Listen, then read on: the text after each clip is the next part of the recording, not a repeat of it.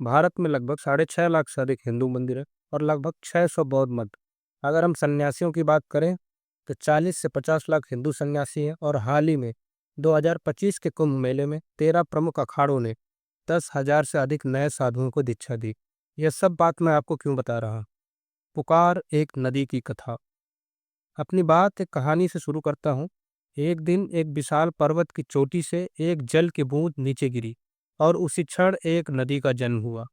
बरसों बीते और वह छोटी सी बूंद अब एक विस्तृत गर्जना करती हुई नदी बन चुकी थी। नदी ने पहाड़ों को छोड़ा, रास्तों में पहाड़ियों, जंगलों, मैदानों को पार किया। वह बड़ी हुई और इतनी बड़ी कि उसने शहरों को जीवन दिया, खेतों को सींचा, प्यासों को तृप्त किया।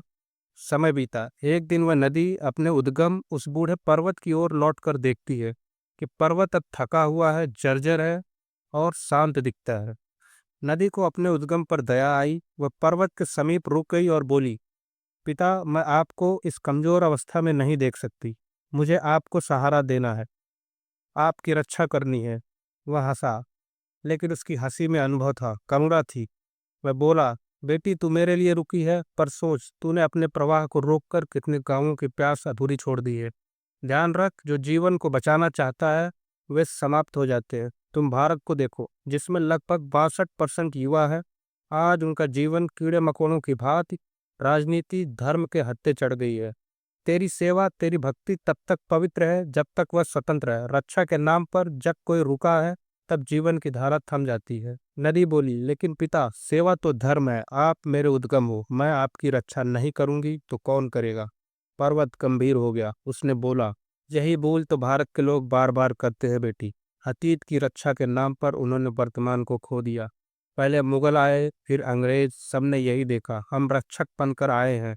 आज वे मुगलों की कब्र खोद रहे हैं और उनका वर्तमान कहाँ है? उनकी जीवन ऊर्जा का क्या हुआ? आज की सरकारें भी धर्म, परंपरा और सेवा की बातें करती हैं, लेकिन अंदर ही अंदर वे तुम्हें रोकती हैं, तुम्हारे जीवन की धारा को बाधित करती हैं। आज का युवा भी सेवा और धर्म के रक्षक के नाम पर भ्रम में जी रहा है। उसे लगता है कि धर्म की रक्षा ही जीवन का अंतिम लक्ष्य है, लेकिन वह भूल गया है कि धर्म वही है जो आगे बढ़ने की प्रेरणा देता है, ना कि पीछे खींचने का डर। बेटी, तुम्हारा धर्म यह नहीं कि तू मुझे बचाए, तुम्हारा धर्म यह है कि तू आगे बढ़े। शास्त्रों में कहा गया है कि इस पृथ्वी पर किसी भी वस्तु, जीव को मिटाया नहीं जा सकता, केवल वह रूपांतरित हो सकते हैं। अरे, मैं सनातन हूँ, इस देश का धर्म सनातन है। न जाने कितने तलवारें लाल हुई, कितने बंदूकें ठंडी हो गई, भारतीय मिटे, जापानी मिटे, नहीं ना। आज भारत को, युवा शक्ति को नई दिशा की जरूरत है। आज भारत का युवा धर्म, जाति, अतीत, नेताओं की बातों और सामाजिक पीढ़ियों के शोर में अपनी दिशा भूल गया है। वह सोचता है कि वह धर्म की रक्षा कर रहा है, लेकिन दरअसल वह अपना जीवन खो रहा है, सवाल करना छोड़ रहा है, सीखना छोड़ रहा है और नेतृत्व दूसरों के हाथों में सौंप चुका है। युवा शक्ति वह नदी है जिसे बहना है, रास्ता बनाना है, पत्थरों को काटना है।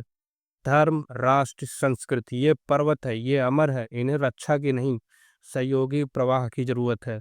भारत के लोगों, तुम्हें कोई दिशा देने नहीं आएगा, तुम्हें अपनी दिशा खुद बनानी होगी, बल्कि आने वाली पीढ़ी को एक नई ऊंचाई देना होगा। हम धर्म, परंपरा, विचार और अतीत की रक्षा के नाम पर अपने जीवन को खो रहे हैं।